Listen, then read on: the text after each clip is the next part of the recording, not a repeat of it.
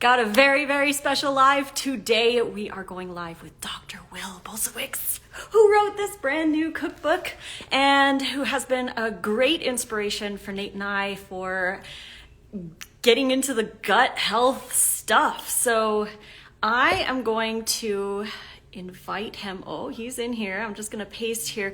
You guys can grab the cookbook. I'm going to pin in the post so that you can go check it out. So much going on here. All right, so we are going to here, Dr. B. So excited. This is going to be a good one. It's going to be a good one. Here we go. How are you doing? How are you? I'm great. How are you doing? Happy Friday. I'm great, and you know what? We actually have two. Legends. Look at this. Look at this. We've Legends. got two. Love it. Yeah, you guys, this book is amazing, and I just want to thank you, Dr. B, for being here on live with me and chatting with the followers. Your book has been such an inspiration to myself and my husband for adding more plant diversity. Like, we were always about plant diversity, but you really made us into some gut nerds. Love it. That's the way to be, I think. Yeah. Totally the way to be. So what made you decide to write this one? Because we have Fiber Fueled, but this is the cookbook. So yeah, go for it.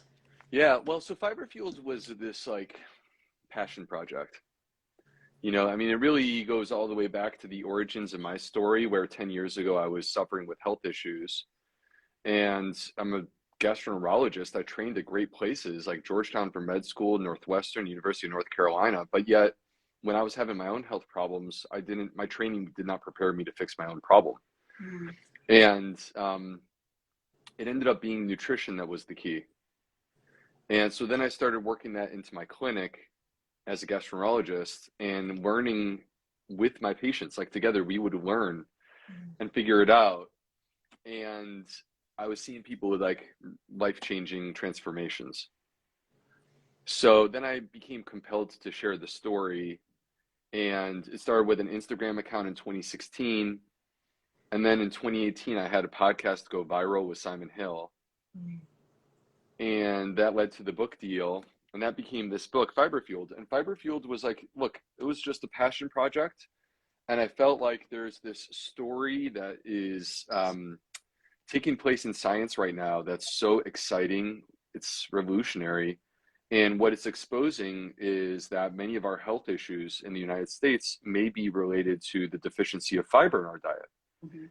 So, you know, the Fiber Fueled was really about bringing attention to this space and, in a way, trying to get people motivated to add more fiber. But the problem is that people, like a lot of people, I did not anticipate or expect that my book would be as successful as it was. And 200,000 people have purchased this book. And I start getting messages from people who are like, look, Dr. B, love the book, inspired, want to do this, but I am suffering. And I don't feel well when I eat this way. And so that motivated me to want to create a solution for them. And it ultimately led me to creating the Fiber Fueled Cookbook, where, from my perspective, like, these are not as much companion books as people may believe. I mean, they are, but like, it's not like you buy this and then you supplement it with this. You can start with this if you want to. And you're probably going to want to go back to the first one, but like, I summarize what's important in the first chapter. And then by chapter 2, we're moving on. And it's time for us to focus on, how do we heal? How do we take our health to a new level by, like, quite simply eating delicious food that empowers our gut microbes? Exactly. That's one of the most amazing things about your book, is that it's not just a cookbook. It's like an informational book with recipes. So it's like the best of both worlds. Yeah, it's, I mean, a cookbook would be 125 recipes with full color photography. Well, you get that. It's there. A regular book would be 11 chapters. Mm. You get that. It's there. We have both. So it's like we took these two things and we integrated them together because really what it became was that, like, I don't believe in derivative books. Mm. And to me, books are not done for sales and for my Mm. personal gain. Books are done because I feel that I have something to offer that can help people. Mm. The motivation is creating resources that can change people's lives. The opportunity for me is that I have the education and the experience and some personal elements that, like, to me, being a medical doctor is the dream. Mm. And using all of that to impact as many people as possible is beyond the dream. Mm-hmm. Exactly. Yeah, and there's so much information in here about those things that you're talking about, like helping the people, because like I'm vegan, raw, I eat raw food. So, but when people come to me and they're like, I try to add more raw food, and like you said, they have all these issues. So they think it's the food, but it's not the food. It's their gut microbiome that needs Exactly. work, needs some TLC. So you talk about food intolerances in here, and that's something that people always come to me with. It's like, I can't do this. Do you have a substitute for this? How can I do this? And I'm like, just buy the book, read it up. But could you explain a little bit more the difference between like a food intolerance and a food allergy? Because so many people are restricting way too much. They're not eating enough. They're not getting enough variety because their gut is in dysbiosis. Yeah, totally. So we have to separate food allergy from food intolerance because it's a very important distinction because the way that you approach these issues is different. Mm-hmm. So a food allergy, first of all, is far less common than a food intolerance. Food intolerances affect about 20% of people, if not more. And food allergies are about 1% of people. It's a lot less. So, but a food allergy, like anything that's allergic, basically means that your immune system is reacting to something that's foreign to your body. So we get like seasonal allergies that's in response to pollen. Or like, I'm allergic to cats. Okay, well, that's like the pet dander from the cats, right? Yeah. So those are different types of allergies. Well, you could also have an allergy to your food. Mm-hmm. And usually it's specific proteins that are found in your food.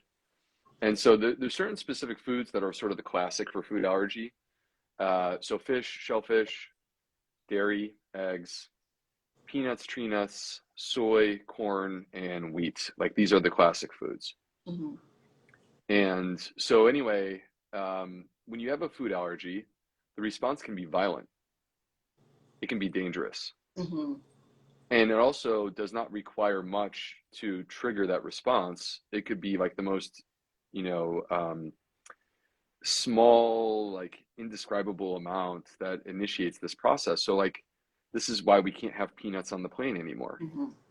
Because it's not that the person who has the peanut allergy, like, it's not just eating them. It's that like if they get exposed in any way, they could potentially have their reaction started. So anyway, treating food allergies is not what this book is about. If you have food allergies, you need to work with a trained health professional if you want to fix those issues. And in most cases, I tell people to avoid those specific foods that you have an allergy to. But like literally, it should only be a couple foods. It shouldn't be, like a Yeah. bazillion, right? Yeah, exactly. Like I can't have this, and I can't have that. Right. Mm-hmm. So now a food intolerance is, by definition, it does not involve the immune system. So it's where you eat a food and that food will cause symptoms to take place in your body that you don't desire. You don't want them to be there. Mm-hmm. And classically, those are digestive symptoms. So like gas, bloating, abdominal pain, cramping, acid reflux, nausea, diarrhea, constipation. These are some examples of what it could be. Mm-hmm. And so, food intolerances, they actually can be healed in the majority of cases. Not all cases, but the majority of cases, they can be healed. we can overcome them. We are able to take these foods that we don't think that we're able to eat and actually make it so that not only can we eat them, we can enjoy them without restriction. And that's what this book is about. The backbone of my book is describing the steps that you would take to heal and reverse food intolerances. And the approach that I use is called the growth strategy, which is something that I personally developed. And the growth strategy is like letter by letter, step by step, how you would work from starting with a food intolerance or a digestive health issue to ultimately emerging on the other side and being able to, you know, at a minimum, know that your health is moving in the right direction. So what is your growth strategy? I really love that you talk about that in the book, because so many people they don't know how to do it, and you lay it out step by step. Step by step. Well, because it has to be this, because these are nuanced topics, and trying to walk a layperson who doesn't live in this space, like I live in this space. This is what I do all day long, right? Yeah. So these things seem so obvious to me, but trying to walk a layperson who doesn't spend a lot of time thinking about this through the nuance of how the body works, it's nice to have a framework. Yeah. And that's what the growth strategy provides us. So you go letter by letter. So G stands for Genesis.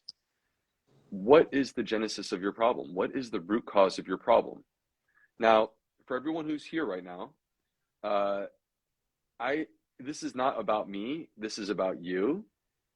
And any health-related issue that you have, no matter who you see, no matter where in the world you are, it should always start with this first. What is the root cause of your problem? Because a full and complete understanding of what your problem actually is what allows you to make a full and complete plan to fix the issue. Yeah, if we don't know what it is, we can't move forward. Totally. And what if you misunderstand what it is? Then you're creating a treatment plan for something totally different. That's not even the real problem in the first place, right? So in the book, part of what I'm trying to do, Lissa, I don't know if you got to like these chapters, like chapter 2, chapter 3. Have you gotten in there? Yeah. I've read it all. Seriously? Yeah. I was like, every night I'm like reading through every bit. Oh man, I'm super psyched about that. Okay, that's really cool, because you have to understand, like, I worked so hard on this book. You can tell. You did a good job. And the issue is, like, you kind of don't know what people are going to say until, like, they actually get in there and read it, you know? So anyway, one of the things that I want to do is I want to take people inside my head, and I'm trying to empower you with knowledge, because I believe that in today's world, you can't afford to go to your healthcare provider without having some level of education of your own that you can lean on, so that you can ask the right questions, push back when you need to push back, and in some cases, find a new healthcare provider. Yeah. So not that I encourage that. I actually am a big believer about the doctor-patient relationship and how important that is to healing. But in some cases, that does become necessary. So I want to take you inside my head and help you to understand some of the things that I think about. And one of the things that I introduce is the big 3 of food sensitivity. And these are the 3 things that any person who has a food intolerance, I want to know whether or not these things are there. Because if they are there, I may not need to change your diet at all. I can quite simply address these issues, and then everything falls into place. So the big 3 are constipation, celiac disease, and gallbladder dysfunction. And in the book, I give a complete breakdown of these 3 plus a whole bunch of other things, so that people have some of the intel that they need in order to, like, kind of have a better understanding of what's happening. All right. Once you move past this, you get into R-O-W. These 3 letters are in combination, R-O-W. Restrict, observe, work it back in. You don't need a blood test or a poop test or any sort of test to tell you what your food intolerances are. Exactly. You need this approach. Mm-hmm. This approach becomes the key because it's reliable information. You temporarily restrict your food. Do you feel better? Okay, if you feel better, what happens when you bring the food back? Do you feel worse? Mm-hmm. And if the answer was that you feel better when you remove and you feel worse when you add back, we have just discovered something that's very important for you. We have just discovered your food intolerance. Mm-hmm. And now we can work to heal this. And that's what the W is. Exactly. And so W is work it back in, and then T is train your gut. Mm-hmm. Your gut is the actually most adaptable part of your body.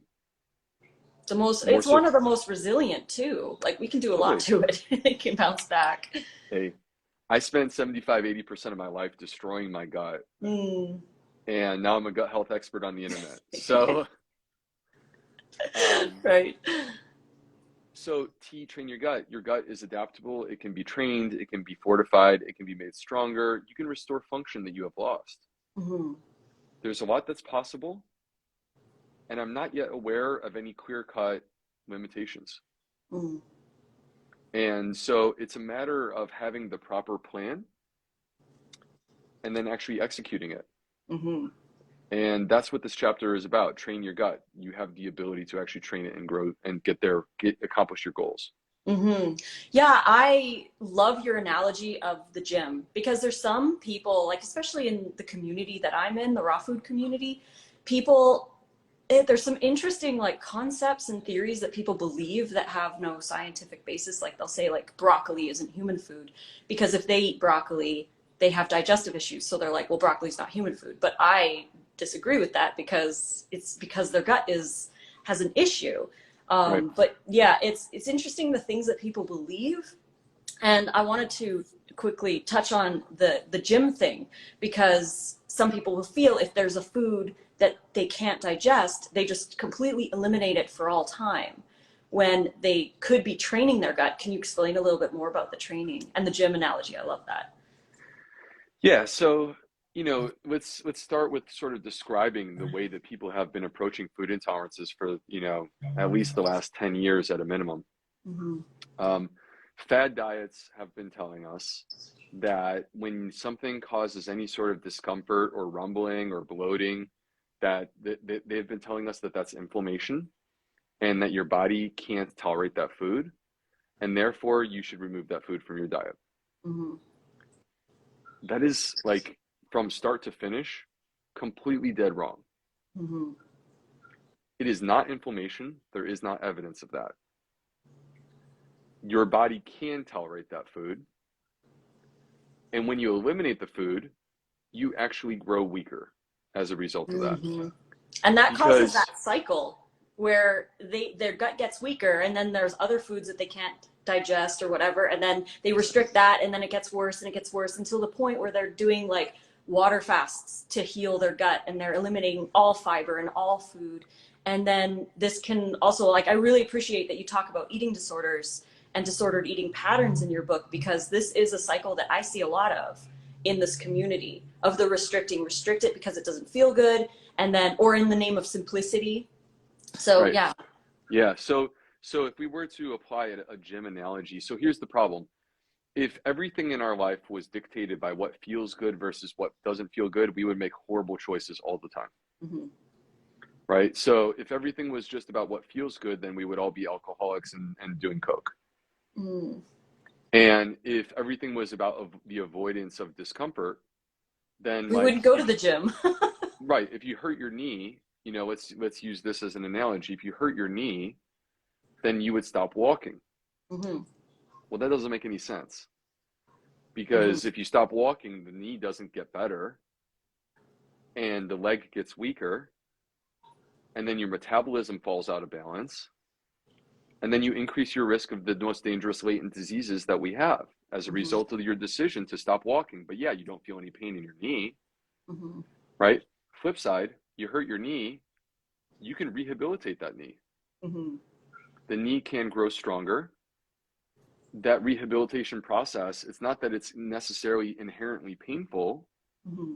It's that you need to apply it in a like structured, stepwise fashion, so that as you grow stronger, yes, you may have some discomfort from time to time, but we do our best to minimize that. Mm-hmm.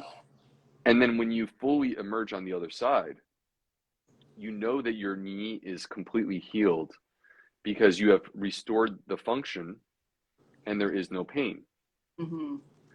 With your gut, it's the same thing. If you turn away from the food, like your gut thrives on practice. Yes. Just like every other part of your body. Mm-hmm. If you stop practicing, if you like remove legumes from your life, you shouldn't expect to be good at processing legumes. That's not going to happen. Mm-hmm. Right? But when you start to practice legumes, you can start super simple and you work your way up from there. And eventually you will get to a place where you're able to consume legumes without restriction, with Mm-hmm. no pain. And that's when you know your gut is healed. That's the Mm-hmm. true sign of gut healing. Excellent. But it takes time. It takes time. I know people always ask me, like, how long does it take? How long does it take? It depends on your starting point. You know, we're all unique individuals. So, you know, one of the things that's very important to me was to create a book that can be applied to many different people who have different unique biological needs and a different context in terms of their life. Mm-hmm. So, you know, from my perspective, this is not about holier than thou. That to me is like a silly concept. Yeah. Like, why are we doing that? Mm-hmm. And this is not an exclusive thing where you have to meet a certain standard or expectation in order to qualify for my acknowledgement. Mm-hmm. Anyone can qualify to be a part of my party. I love it. All you got to do is say, you know what? I like what you're doing, and I want to try to eat more the way that you're describing. Mm-hmm. And it doesn't have to be the way that I eat. It can be the way that you want to eat, but just doing it in your own way and applying these principles to your life. And I'm here for it. I'm celebrating you. That's awesome. I love it. Yeah, because I feel like the two main things, obviously the two main things that I've learned from you is eat enough and eat plant diversity. Like get as many different kinds in. And I wanted to touch on this too, the plant points that you have in there, the game for the plant points. I wanted to ask you, what constitutes a plant point? Like if you had purple cabbage and green cabbage, would they count as two? Or would they count as one?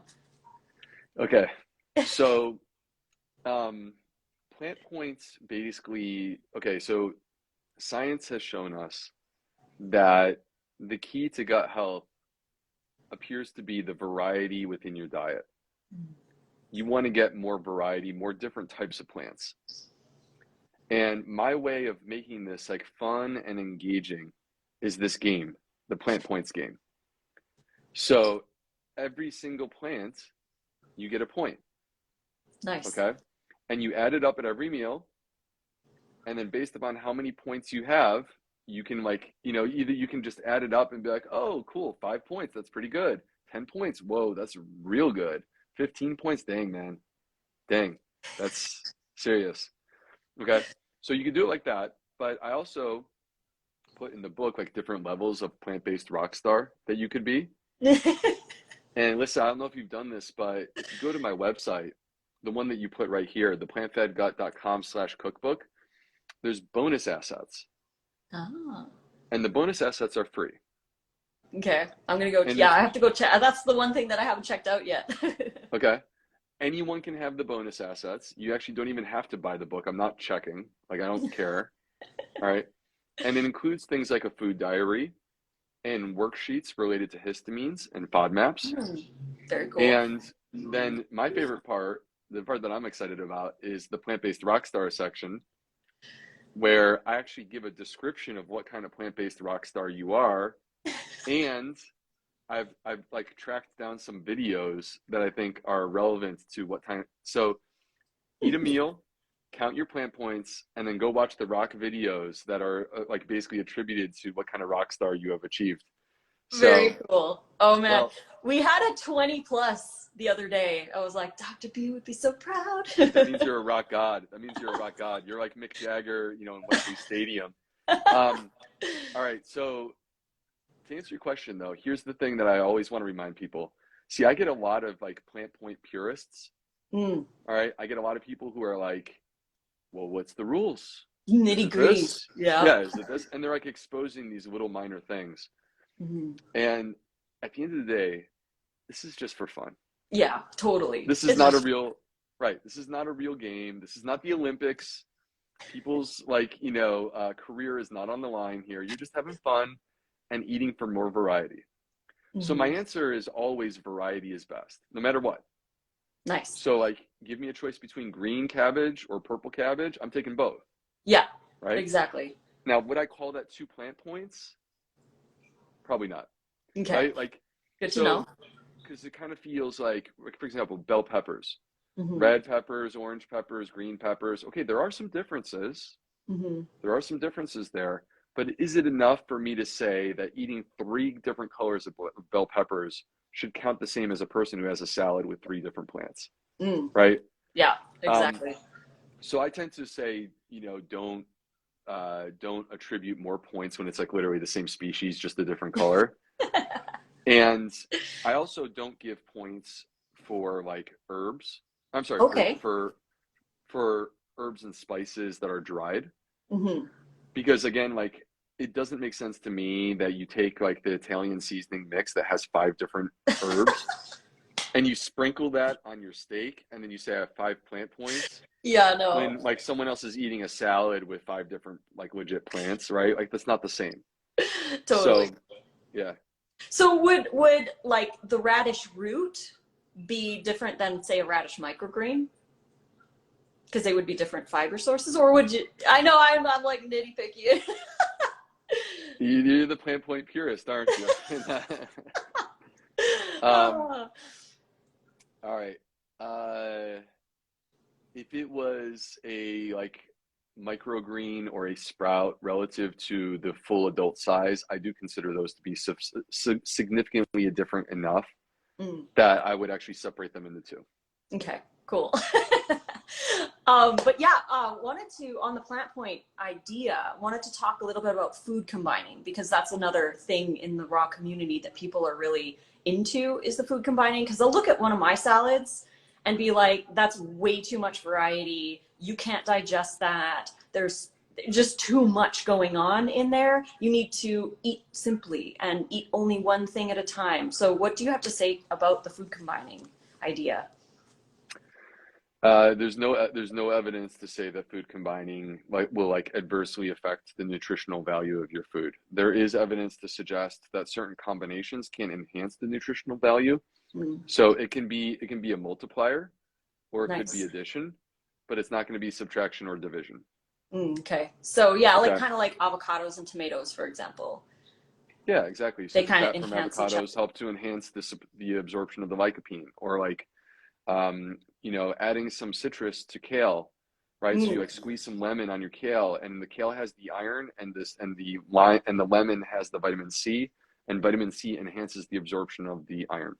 mm. So overall, it's just better to eat a bunch of it and to pay attention to what your personal food intolerances are, and then start slow. I love how you say start slow, or was it go low, start slow, or the other way around? I can't Low remember. and slow is the tempo. Nice.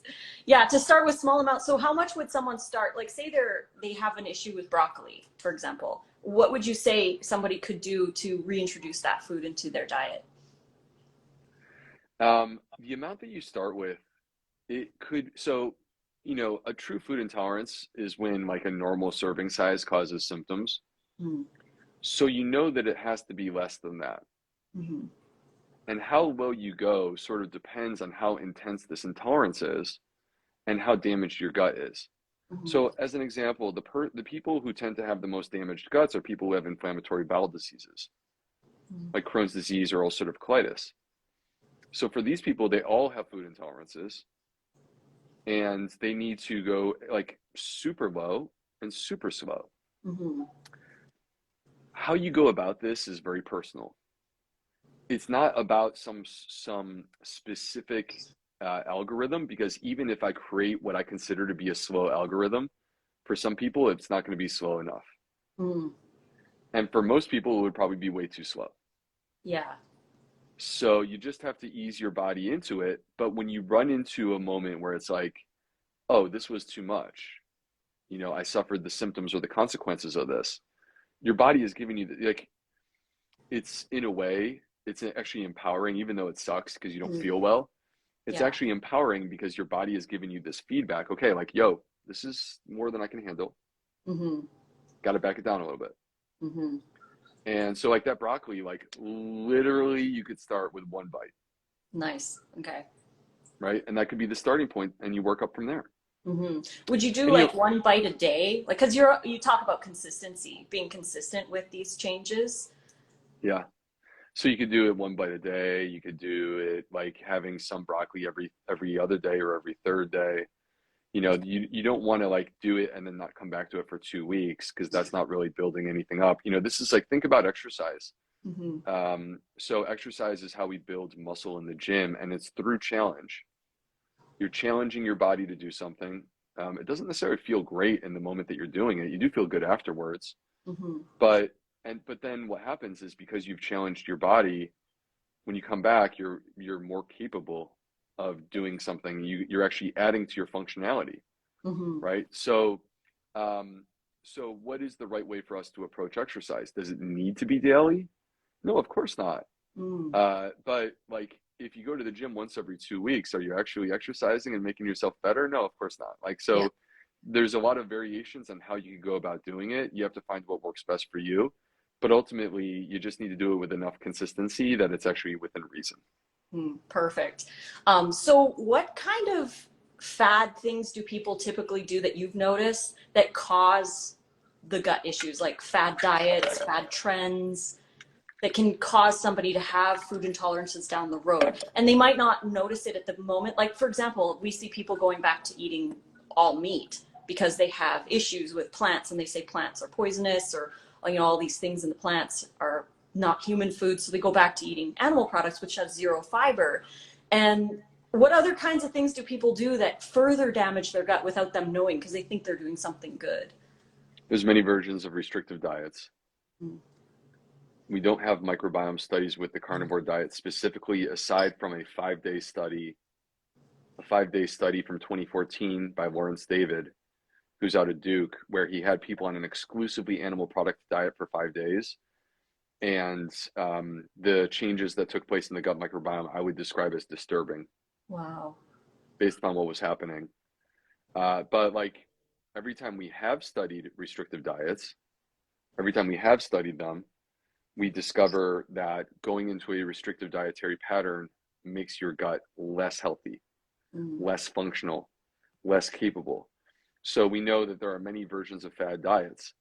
The absence of fiber or carbohydrates in your diet because you think you're intolerant of them is not proof of fixing Mm-hmm. a gut issue, right? Mm-hmm. Like, the absence of symptoms, when you go into a hyper restrictive pattern, you are temporarily avoiding the symptoms, and you're ultimately you're going to pay a price for it. You're going Mm-hmm. to destroy your gut in the process of doing this.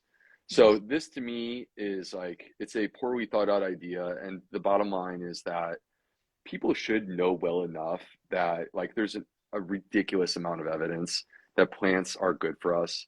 There's how many people out there pounding a drum saying that the healthiest people on the planet are eating a diet that's predominantly plant-based, not exclusively plant-based, but predominantly plant-based, Mm-hmm. right? These are the healthiest people on the planet. We see it in the 5 blue zones. And, if some people are going to take that evidence and throw it in the trash, they do it at their own risk. That's up to them, right? I'm here pounding the drum, talking about what I sincerely, with complete honesty, believe to be the right approach to our diet. And it is very flexible. The way that I approach this is very flexible. You get to make it your own. You get to do it the way that you want to do it. But if you want to reject my ideas, then that's up to you. And I am not responsible for you. You are not my child. Yeah. You are an adult. You're an adult, and you will live with whatever happens. And I don't wish you unwell because I don't feel that way. You are a human being. I wish you well. But I do say the things that I say because I sincerely believe them to be the right path forward for people. And so it is what it is. But anyway, other fad diet things. So like the big trend that I'm very concerned about right now is antimicrobials. So everyone thinks they have SIBO. They don't. Seriously, they don't. There are some. It's a very small minority of people. SIBO is very poorly understood. The tests that we have in the clinic are weak tests that are like, there's tons of false positives, there's tons of false negatives.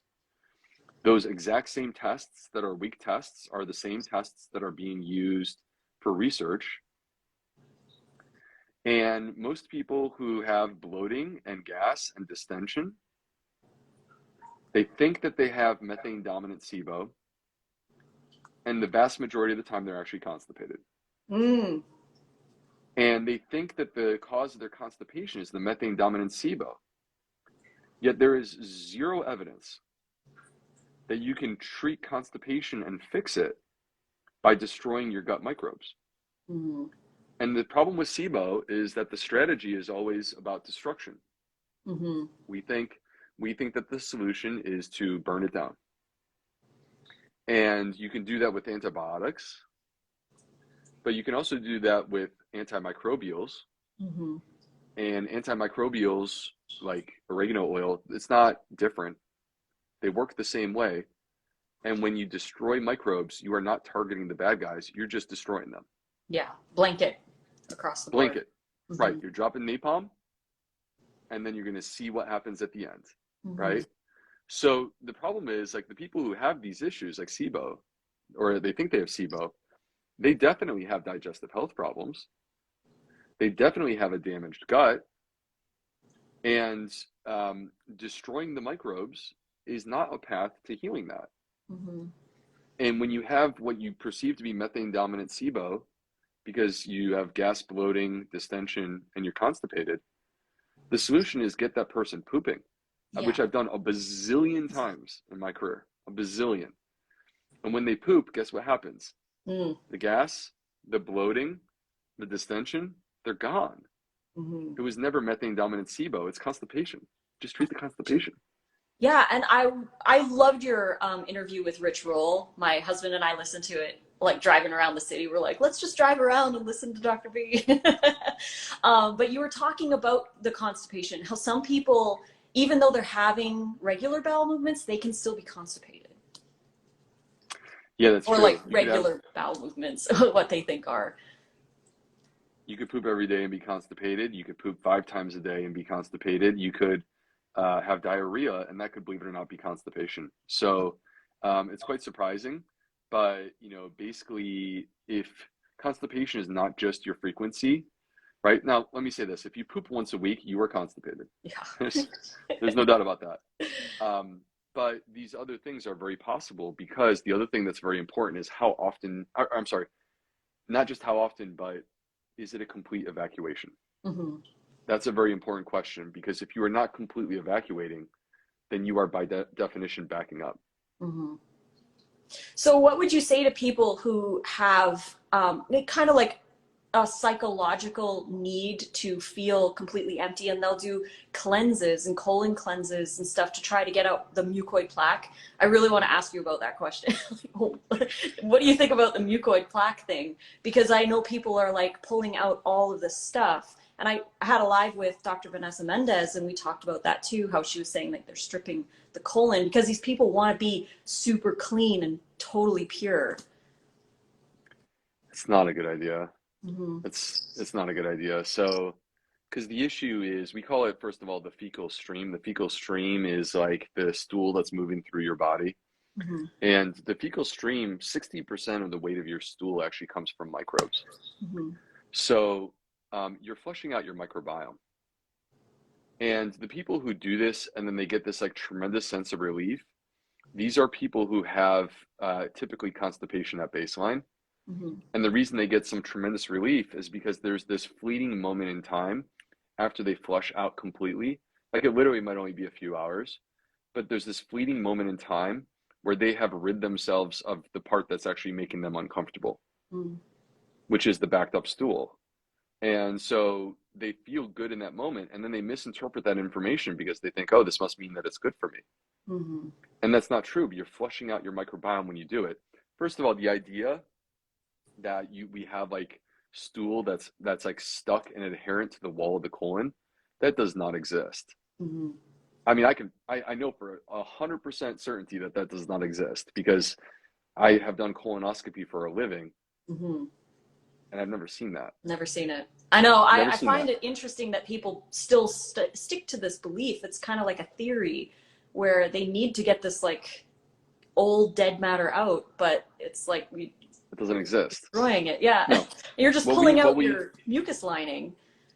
Exactly, and what we want, well, and also there is a layer in addition to the fecal stream, which is part of your microbiome, and you're basically like washing that out, and then Mm-hmm. so that's essentially injuring your microbiome. We also have a mucus layer, and the mucus layer has microbes in it too, but like we're disrupting that when we do things like this. Mm-hmm. The solution is rhythm. The body thrives on rhythm. Mm-hmm. So what we want is we want to strive to get back in rhythm. Rhythm is not massively flushing out once a week. That's not rhythm. Mm-hmm. Rhythm is a good, complete, regular evacuation. Could be once a day, could be every other day, could be twice a day. But it's a good, complete, regular evacuation that is satisfactory. Mm-hmm. It feels good, and you're not suffering any digestive symptoms as a result of that. Mm-hmm. Perfect. We had a question in here. What about enemas? Yeah, so enemas, again, like, are there people that I've used enemas in? Yes, very rarely, and it's not intended to be long-term therapy. It's a temporary thing. There's a lot of complexity or nuance to like why I would do that. The bottom line is that I don't like the idea of people chronically using enemas. I actually think that that's also causing harm to the microbiome. Excellent. Yeah, I agree. I agree totally. Do we need the mucus layer? What action does the mucus layer play in our colon? We do need the mucus layer. The mucus layer, which by the way is not like visible to the naked eye. This is a microscopic phenomenon. You would need a microscope to see it, but the mucus layer is the residence of many different forms of microbes, and it's in close proximity to the epithelial layer, which is the gut barrier. And on the other side of the gut barrier is where you'll find 70% of your immune system. Mm-hmm. We don't want to thin the mucus layer. When we thin the mucus layer, we see the emergence of disease. Mm.